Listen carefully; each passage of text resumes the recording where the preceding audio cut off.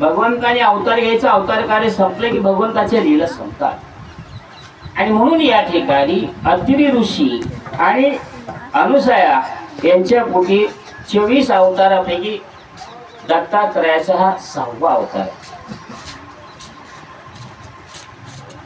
परीक्षिताने की बद्रीनाथ या ठिकाणी शुकाचार्य परीक्षिताला भागवत सांगतात। 88,000 ऋषी आहेत आणि या ठिकाणी परीक्षिताने शुकाचार्याला प्रश्न केलाय।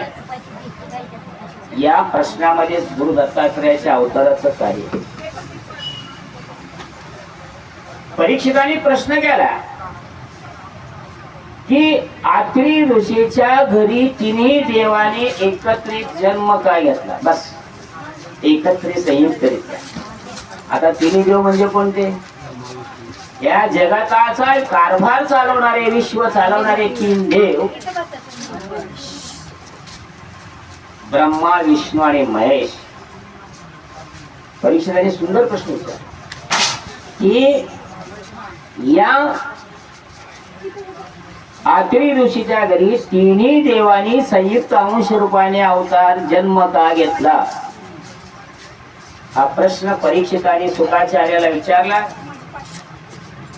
शुकाचार्य उत्तर देतात ते